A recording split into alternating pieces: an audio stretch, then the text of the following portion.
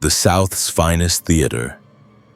The Orpheum has witnessed legends like Duke Ellington and Louis Armstrong grace its stage.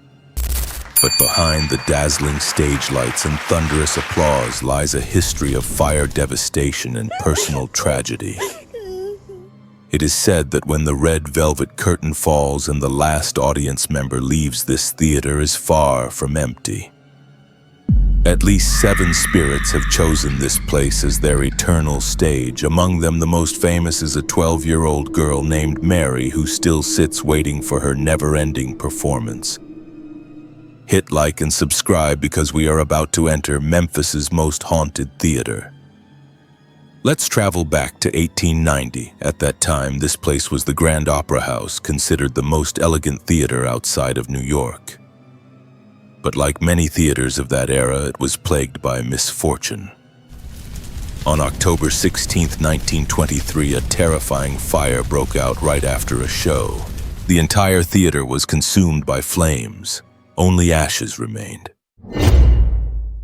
5 years later, the new Orpheum Theatre was built at a staggering cost of $1.5 million, twice the size of the old one, equipped with crystal chandeliers and a majestic Wurlitzer organ.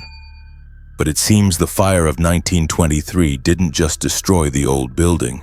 It seems to have torn a veil between two worlds, opening a gateway for the unexplained.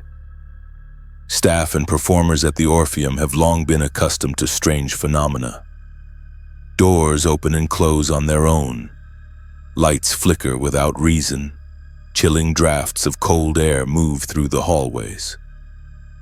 The most famous and heartbreaking story begins in 1979. A paranormal research team from the University of Memphis came to investigate the theater. They discovered the presence of not just 1 but 7 spirits. But one stood out, a spirit they could communicate with. It was a 12-year-old girl. Her name was Mary. Through a Ouija board, researchers pieced together her tragic story. Mary didn't perish in the theater. She passed away outside. In 1921, 2 years before the old theater burned down, Mary was playing on the busy Beale Street when she was struck by a streetcar. People carried the dying girl inside the theater to wait for help, but she didn't make it. And it seems Mary's spirit decided to stay in the last place she felt sheltered. Mary isn't a scary ghost. She is a playful child. She loves music. She loves performances. Mary's favorite spot is seat C5 on the mezzanine balcony. Theater staff say seat C5 is frequently found flipped down as if someone is sitting in it, while all other seats are folded up. The upholstery on this seat wears out much faster than the surrounding seats, even though tickets for it are sold less often. Many audience members sitting in seat C5 or nearby report sudden cold chills or the feeling of someone staring at them. Some have even seen a little girl in a white 1920s-style dress with braided pigtails sitting there swinging her legs, and then vanishing when they look a second time. Vincent Astor, the theater's longtime Wurlitzer organist, was the first to report Mary. He recounted that while practicing alone, he would often hear footsteps running on the mezzanine or the giggling of a child. Sometimes he felt a small hand touch his shoulder while he was playing a cheerful tune. But Mary also knows how to get the attention of big stars.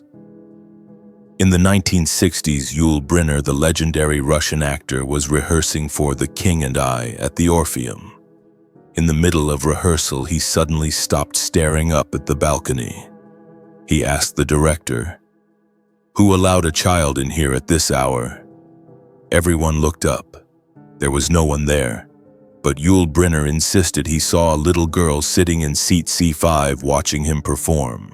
Later, he even tried to communicate with this spirit, believing she was a special fan.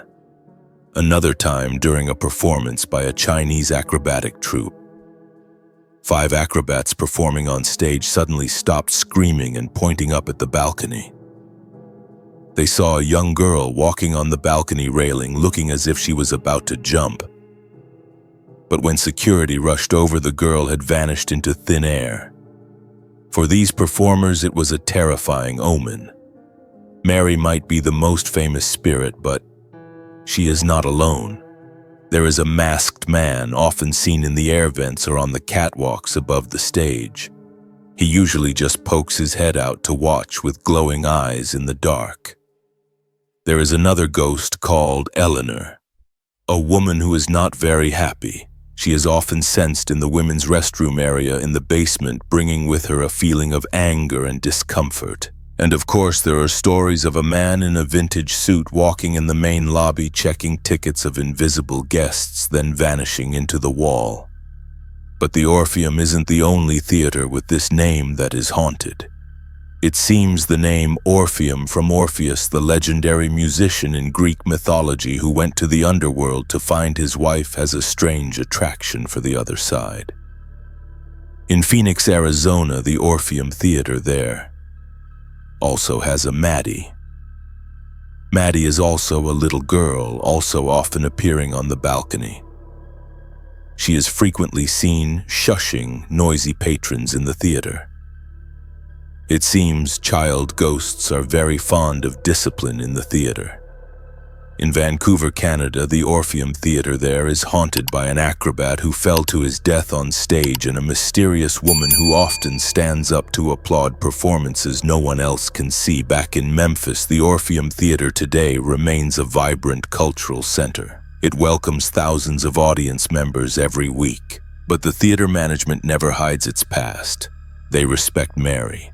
They know that seat C5 is never truly empty. If you ever visit Memphis and see a show at the Orpheum, try looking up at the mezzanine balcony. If you see a seat lower on its own or see a small white shadow gazing intently down at the stage, don't be afraid. It's just Mary. She just wants to watch the show like you do. Just remember, don't make noise. Mary doesn't like people who interrupt the music. Thank you for listening to the story of the Orpheum Theatre. What do you think of Mary, a lonely soul finding joy in music, or a tragic memory trapped in time? Share your thoughts in the comments. Don't forget to like, subscribe, and hit the notification bell. I will see you in the next house story.